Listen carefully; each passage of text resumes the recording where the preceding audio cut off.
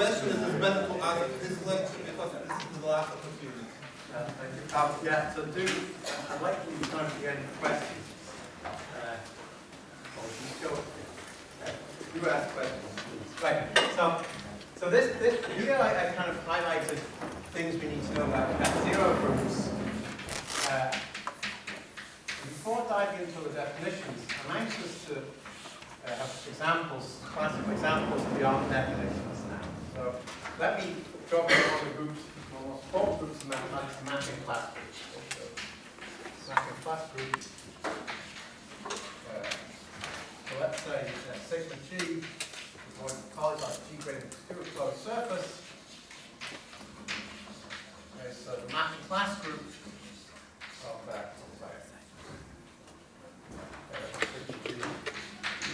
diffeomorphisms, homomorphisms, sigma, isotropic classes of diffeomorphisms, you all know.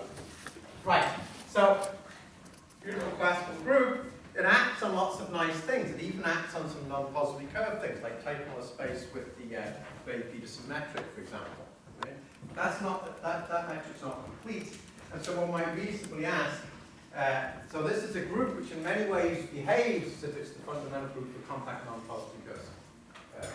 Space, but so my reason to ask is that a cat zero group. So let me explain to you why it's not. Okay, so the mapping class group it's not even a subgroup of a group, of any group that is cat zero. So that's dropping co-compactor on cat zero space.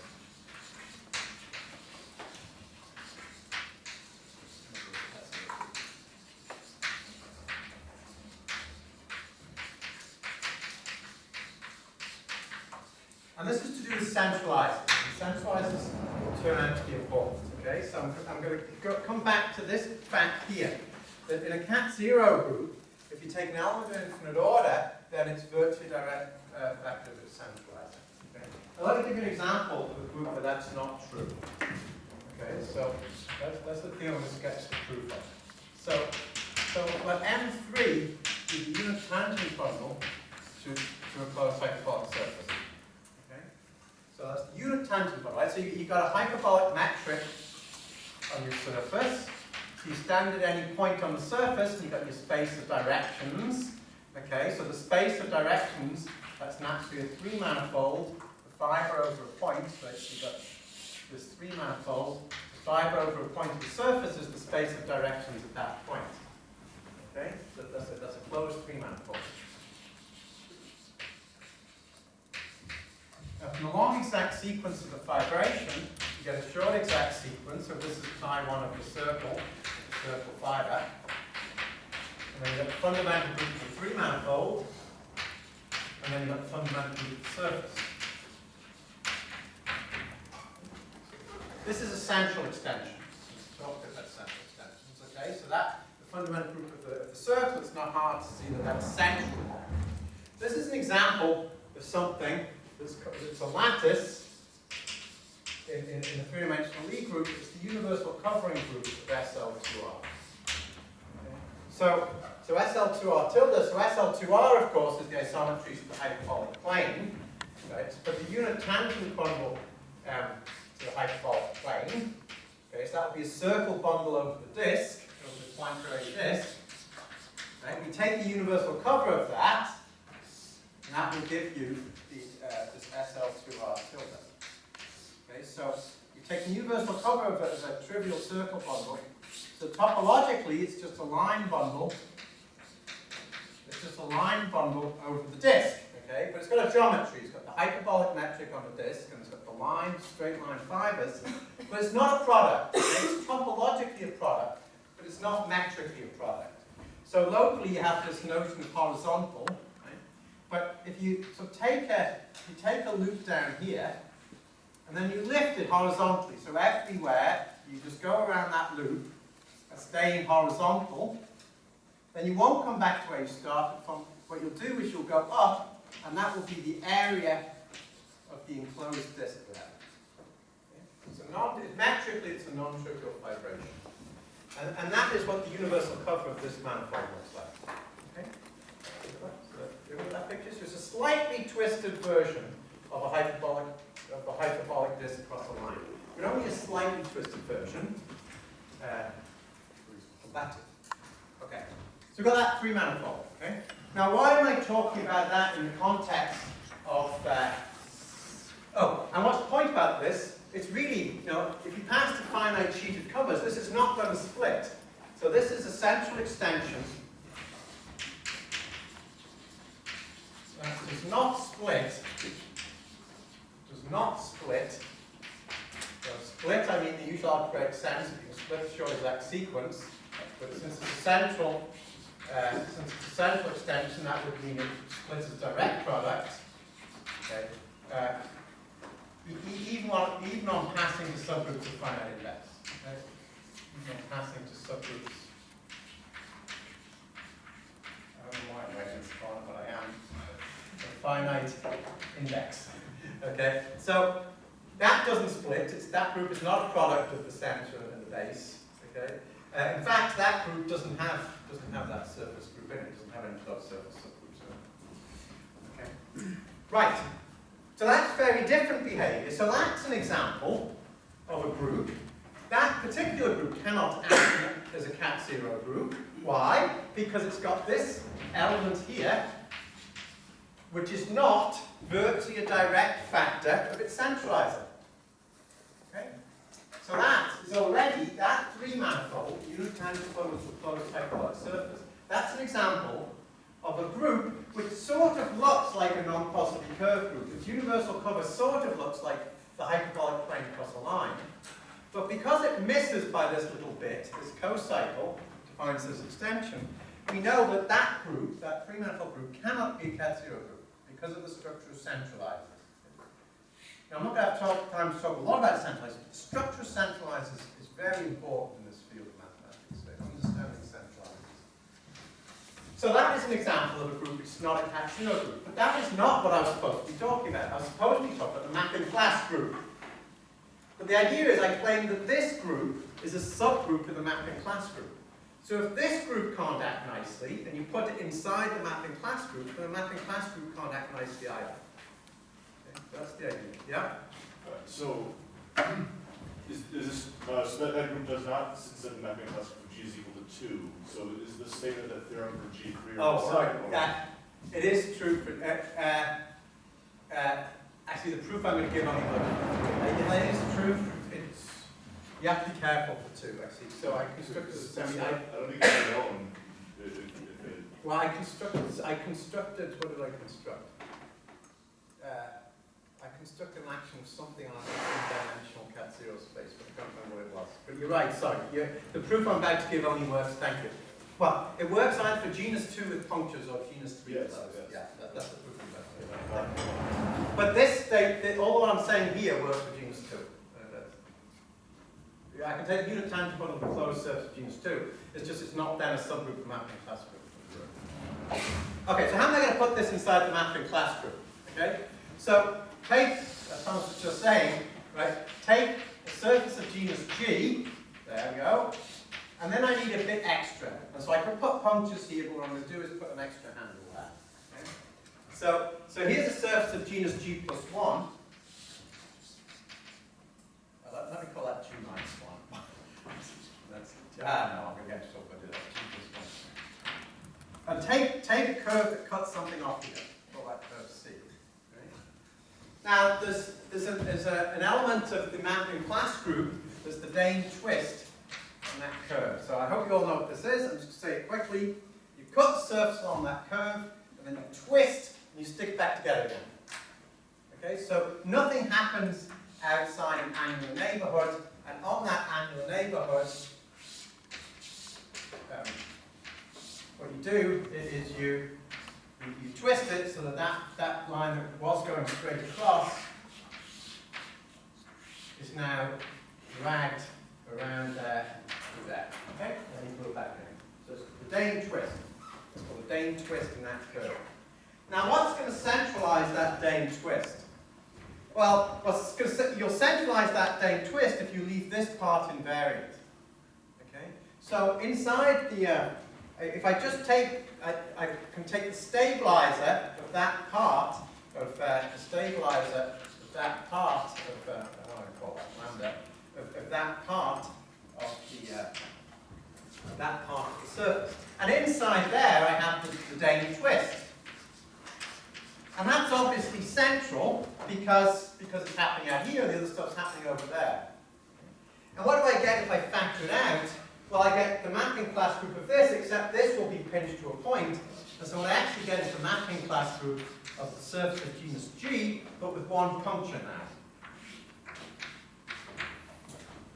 So that would be a subgroup of the mapping class group, and inside you've got this central thing, you've got the central element. Right? There's a central extension of this mapping class group. But now this is a mapping class group of, so we've crushed that bit of the surface to a point, we've deleted that, cut that bit off, and we've taken that down to a point. Right? So you've got a punctured surface, of genus G. Now on a punctured surface, sitting inside there, you have a copy of the fundamental group of the closed surface. Because you can take that point and drag it around any loop on the surface. Right? Just put your finger on it, drag it around, and take it back. That will give you an element fundamental group. That gives you a copy of the fundamental group of the surface sitting inside that mapping class group. And if you think about what happens when you pull that back here,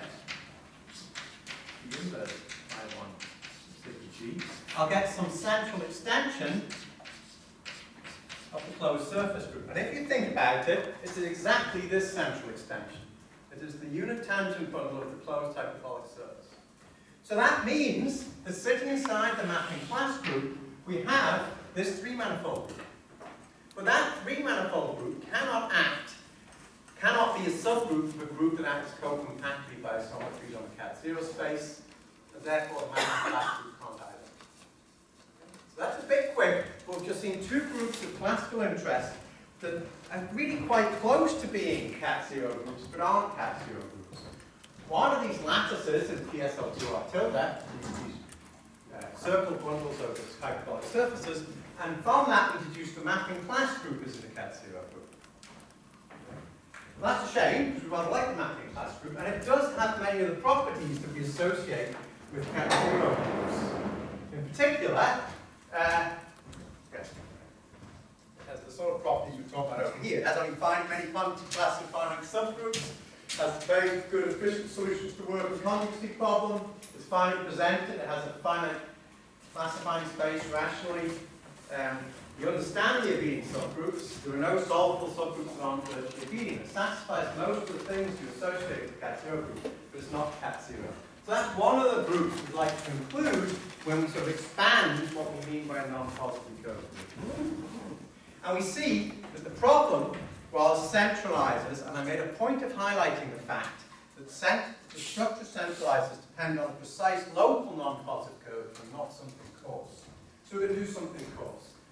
Right, okay, so let's come on to the geometry of cones. So we're going to try and just stare in the same way that Gromov hyperbolic groups are a classification of Fuchsian groups or classical cat-1 groups, we're going to try and do something like that for cat-zero. So what is the key feature of cat-zero geometry? Well, the key feature is the geometry of geodesics. Geodesics look like that, or like that, okay? So if you've got two geodesics, say parameterized by arc length, or proportional to arc length, then T goes to that is a convex function. Okay? Geodesics look like that. If they come from a point, they look like that. Now, this might seem pedantic, but it's going to matter in a minute. Okay? That condition is actually equivalent to that condition, so it doesn't matter whether you take geodesics with a common origin or not, because I just apply that inequality to that V and that V. And so from the fact that geodesics beginning at a common point have this convex distance function, you deduce the fact that any two geodesics, regardless of whether they start at the same point, have convex distance function. Right? So that picture is a consequence of that picture. This is a subtlety which is about to matter. Right? Okay, so now we've got a group, right? So this is like in Brian's lecture. So we've got our cat zero space X. We've got a group that's acting properly and co-compactly by isometries on X. What we're going to do is see what we can tell about the geometry of this group from that action, and then we're going to make what we can see in the group a definition and look at the class of groups that satisfy that condition. Everyone got it? So we're going to think, what do these groups look like? Then just take that, what they look like, as a definition. So we've got a group, so that means we can map the group to the space by just picking a base point. Okay, so we get a quasi-symmetry from X, from gamma to X, and so between any 2 points, so this is a picture now in the Cayley graph gamma, we'll get a line in the Cayley graph. How will we do that? Well, we'll think of two different blackboards here.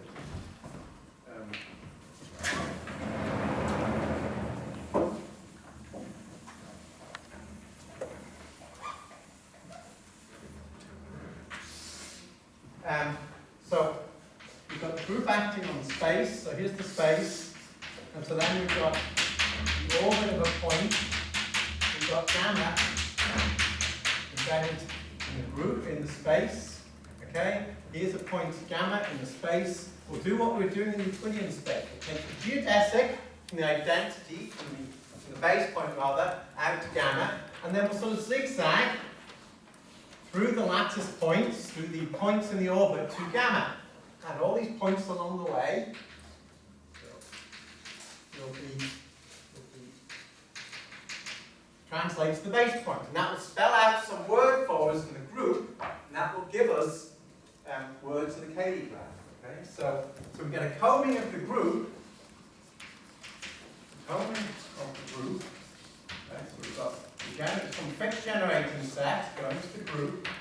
And we get the combing that we're after by defining gamma sigma. So the word we want is the word on the path in the Cayley graph approximating the geodesic in X.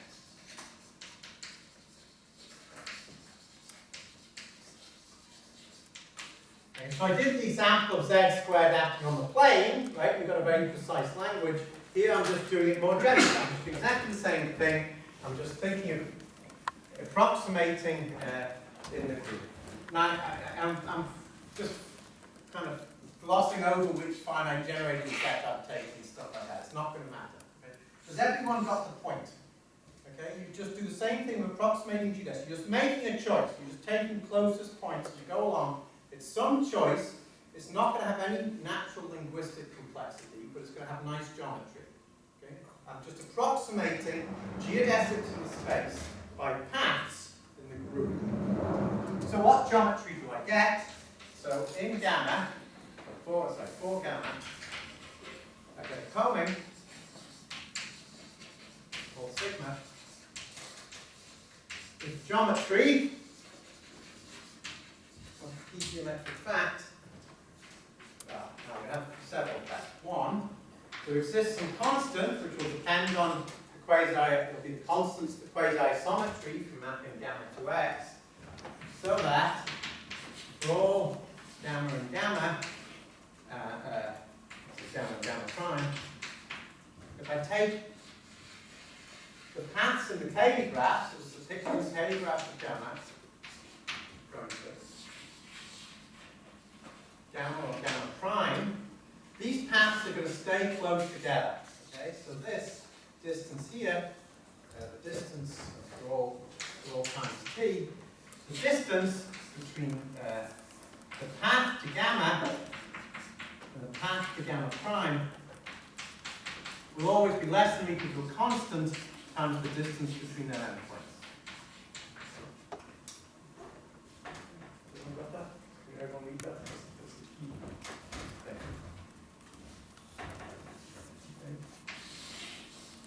Let's just expressing this picture, right? So whatever, if that's the distance d, then as you go along here, you're never more than a distance k times d apart. Where does that come from? It's just a classification of that picture.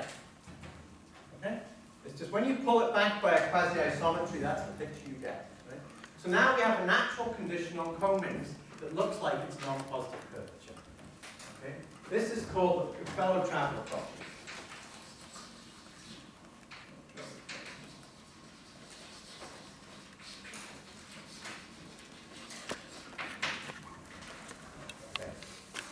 Now, there's something a bit different we could have done. Okay? Well, let's make a second topic. I didn't say anything about the length of those. So let me say that. At this point, I'm making my first class. So definition: a finitely generated group gamma is homable if it has a Coming, so some choice of normal form with fellow traveler properties.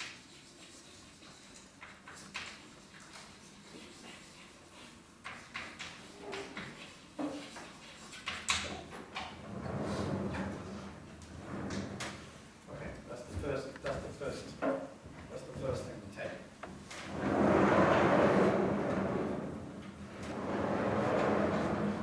Now, there's something I ignored. I ignored the fact that when I was taking these approximating paths in X, they weren't just any old paths I was approximating. They were geodesics, okay? Which means they're efficient, short paths. So I might instead require a bit extra. So we might, in addition, require that the length require that there exists constants at lambda, so that for all gamma and gamma we have quasi-geodesics. Or let me just say something a bit looser. That the length of the Coming path of gamma, is less than or equal to the constant. I might require them to be efficient paths. I might require them to be reasonably short, close to geodesic. Or I might require them to be quasi-geodesic. With uniform constant. Which is a bit stronger, okay? It's because quasi-geodesics sort of mean that locally you're making progress on a predictable scale. Here I've just made a global statement. Okay. What else might I do? So these are different classes I'm defining, right? So the basic one is the Coming groups. But we're staring at what we get out of cat-zero groups and seeing what extra we might get. We might go back to this and we might ask ourselves, well, wait a minute. In the cat-zero setting, having that geometry gives you that geometry. But is that true when you pull things back by quasi-symmetries? And at this point, you have to be careful. Okay? And so let me make another definition. It's not clear if it's different or not. Let's say that gamma is biconval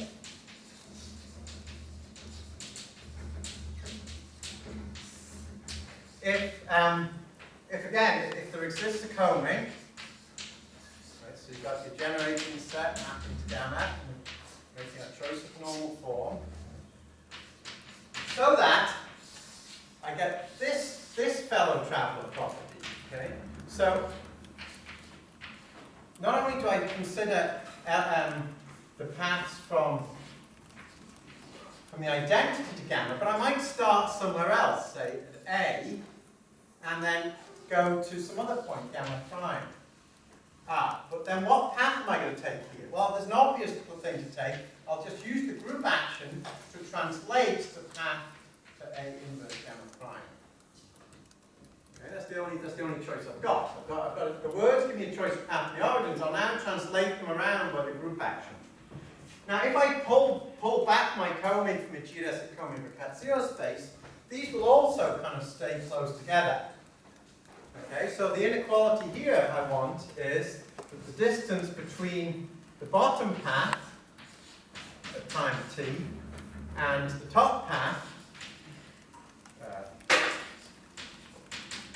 time t will again be bounded by, well, it'll be k times the maximum of the distance between those endpoints and those endpoints. Again, that should be true for all, let's say, A, gamma, prime,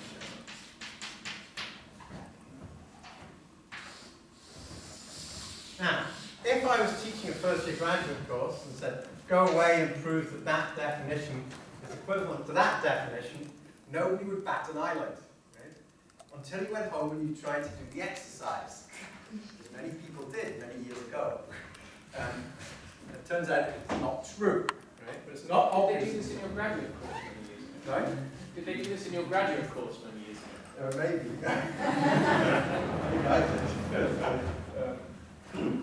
Right? It turns out that's not true, but it's not obviously not true. But I'm going to start drawing a picture. No, I'm going to draw it. I'm going to draw it over here. Okay, I'm going to start drawing a picture that